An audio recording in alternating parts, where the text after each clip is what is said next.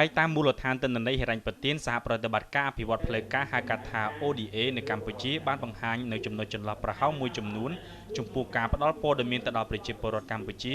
និងអង្គការមិនមែនរដ្ឋាភិបាលឲ្យបានដឹងស្ដីពីជំនួយបរទេសដែលផ្តល់ឲ្យសម្រាប់អភិវឌ្ឍប្រទេសកម្ពុជា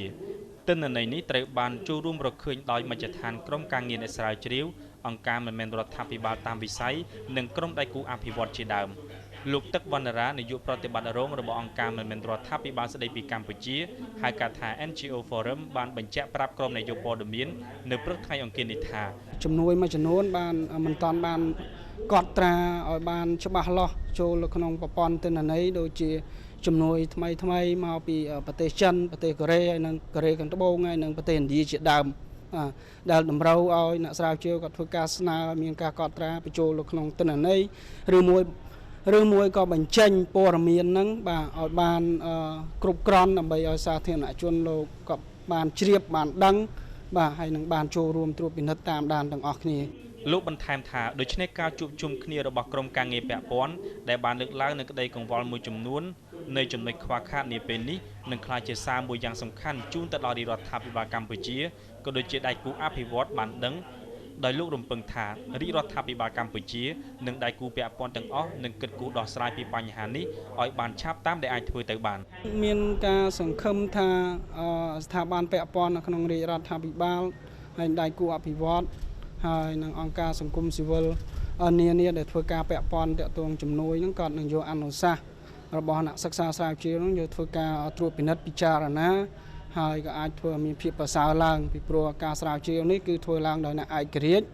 ហើយលទ្ធផលគឺជាលទ្ធផលឯករាជ្យដើម្បីបង្ហាញទាក់ទងភាពប្រសើរឡើងហើយការខ្វះខាតសមត្ថភាពមានភាពប្រសើរឡើងថ្ងៃមុខបាទសូមបញ្ជាក់ថាប្រព័ន្ធព័ត៌មានជំនួយគឺជាប្រព័ន្ធទិន្នន័យមាននៅក្នុងក្រុមប្រឹក្សាអភិវឌ្ឍកម្ពុជាហៅកាត់ថា CDC ដែលរដ្ឋាភិបាលត្រូវកត់ត្រាជំនួយទាំងអស់ពីបរទេសជាពិសេសជំនួយសម្រាប់ការអភិវឌ្ឍប្រទេសកម្ពុជាទាំងមូលផ្ដល់ទៅកាន់សាធារណជនដើម្បីឲ្យពួកគាត់បានដឹងទាក់ទងទៅនឹងស្ថានភាពជំនួយនៅក្នុងប្រទេសកម្ពុជាក្នុងការចូលរួមចំណែកអភិវឌ្ឍសម្រាប់គម្រោងជំនួយទាំងអស់នេះខ្ញុំប៊ុនសំភ័សធ្វើសេចក្តីរាយការណ៍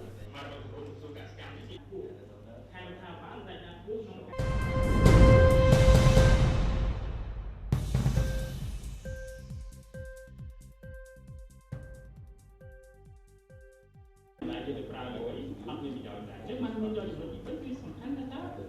យើងបង្កើតប្រព័ន្ធព័ត៌មានជាព័ត៌មានតែ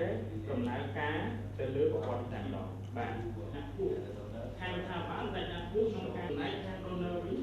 គឺគាត់មានការតែយើងចាំគឺក្រុមនឹងផ្ដល់ផ្សាយបរិញ្ញាមួយឲ្យដៃគូគាត់បាន ADD អញ្ចឹងមានគាត់វិញបញ្ជូនមកវិញក្រុមនៅតែម្ដងគាត់ជាអ្នកបញ្ចូលទៅនេះគឺមានលក្ខណៈបច្ចេកទេសតែក៏ប៉ុន្តែបញ្ជាសាក្រោយគឺទោះបីជាមានការជំនួយអត់ចំណងតែម្ដងគឺដឹងតែច្បាស់ថា CDC នឹងកោប៉ុន្តែពេលការកត់ត្រាលុយពីសមាជិកហើយ BAC សមាជិក BAC នេះគឺប៉ុន្តែមានម្ចាស់ជំនួយផ្សេងទៀតដែលត្រឹមថាដូចលេខពុំមកថ្មីហើយគឺទៅពីព័ន្ធនៃម្ចាស់ជំនួយដែលជាសមាជិក BAC ចំណែកចិនចំណែកនៅក្នុងគេហៅអង្គភាពអនុវត្តគម្រោងមករបស់គម្រោងសុខកម្មនេះជាការប្រព័ន្ធព័ត៌មានជំនួយហើយថាប្រព័ន្ធព័ត៌មានជំនួយនេះវាផ្ដល់ប្រយោជន៍ទៅខាងណាមួយដែរនៅក្នុងប្រទេសរបស់យើងបាទប្រព័ន្ធព័ត៌មានជំនួយគឺជាប្រព័ន្ធទិន្នន័យដែលរាជរដ្ឋាភិបាលដែលមាននៅក្នុងក្រមប្រឹក្សាអភិវឌ្ឍកម្ពុជាដែលរាជរដ្ឋាភិបាលត្រូវកត់ត្រាជំនួយទាំងអស់ពីបរទេសជាពិសេសជំនួយសម្រាប់ការអភិវឌ្ឍប្រទេសកម្ពុជាយើងទាំងមូលហ្នឹងក្នុងការផ្ដល់ទៅដល់តាក់ទងសាធារណជនដើម្បីឲ្យគាត់យល់ឲ្យជ្រាបពីតាក់ទងស្ថានភាពជំនួយនៅក្នុងប្រទេសកម្ពុជាដើម្បីឲ្យពួកគាត់ដឹងហើយនឹងចូលរួមចំណែកនៅក្នុងការអភិវឌ្ឍតាក់ទងគម្រោងជំនួយទាំងអស់ហើយជាពិសេសពួកគាត់ក៏អាចចូលរួមតាក់ទងតាមដាន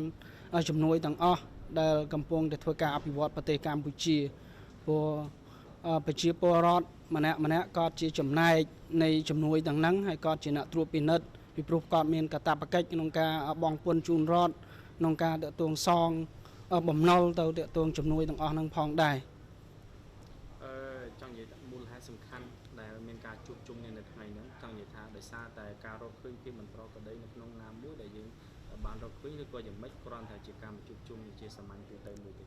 មូលហេតុសំខាន់នៃការជួបជុំគ្នានៅថ្ងៃនេះគឺយើងធ្វើការពិភាក្សាលទ្ធផលនៃការសិក្សាស្រាវជ្រាវកន្លងមកដែលយើងសង្កត់ធ្ងន់ទៅលើប្រព័ន្ធព័ត៌មាននិងប្រសិទ្ធផលនៃជំនួយបរទេសនៅក្នុងប្រទេសកម្ពុជាយើង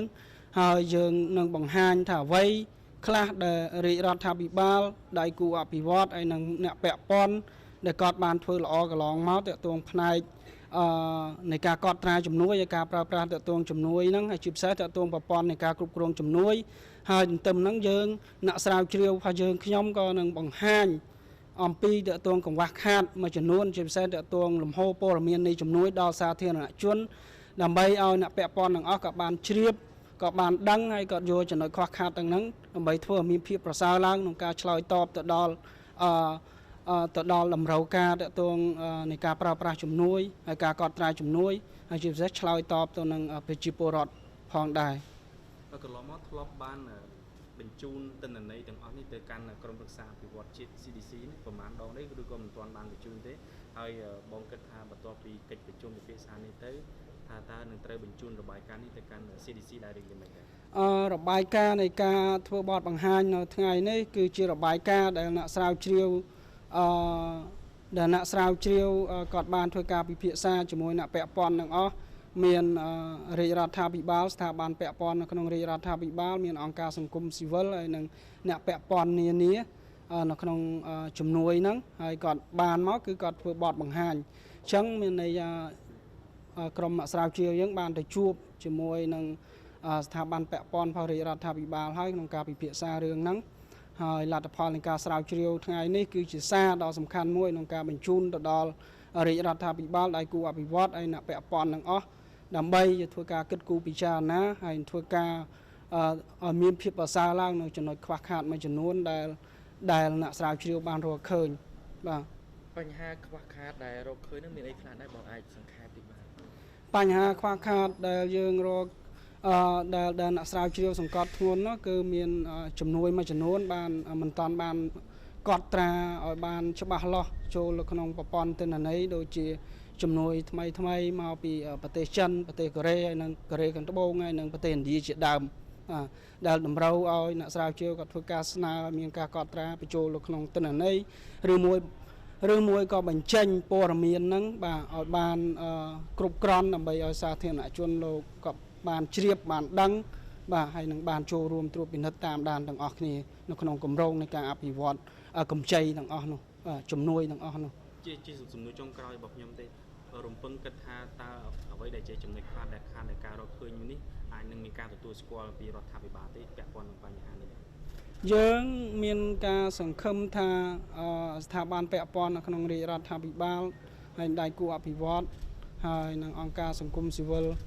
នានាដែលធ្វើការពាក់ព័ន្ធទាក់ទងជំនួយហ្នឹងក៏នឹងយកអនុសាសន៍របស់អ្នកសិក្សាស្រាវជ្រាវហ្នឹងយកធ្វើការត្រួតពិនិត្យពិចារណា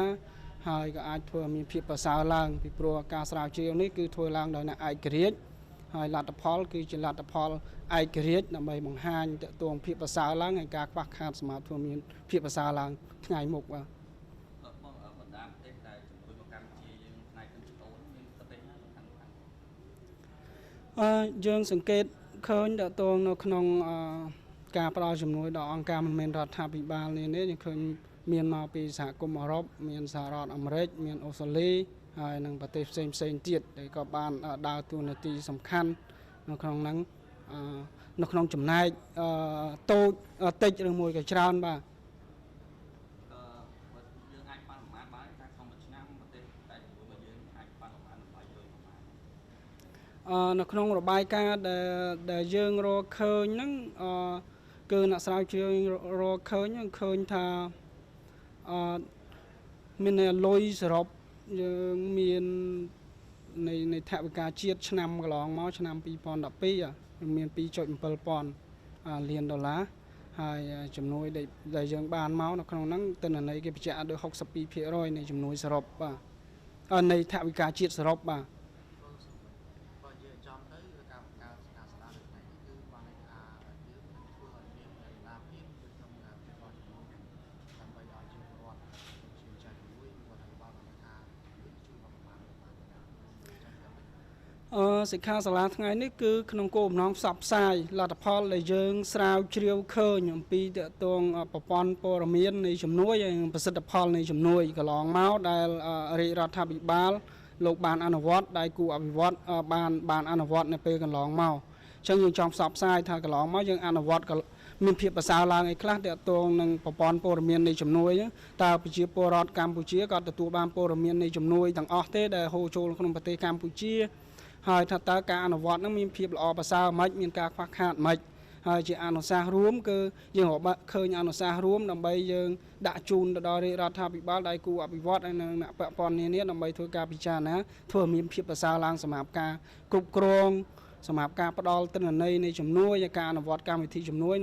នៅថ្ងៃខាងមុខតាមការបើប្រមាណរបស់យើងក្នុងមួយឆ្នាំយើងអាចដឹងថាបាត់ថវិកាជំនួយប្រមាណអាចការស្រាវជ្រាវរបស់យើងនៅក្នុងគឺថាអ្នកស្រាវជ្រាវហ្នឹងដូចជាគាត់អត់បានបញ្ជាក់ទេស្កូបក្នុងស្កូបហ្នឹងក៏អត់បានបញ្ជាក់ទាក់ទងលទ្ធផលនៃសំណួរចោលសួរទេ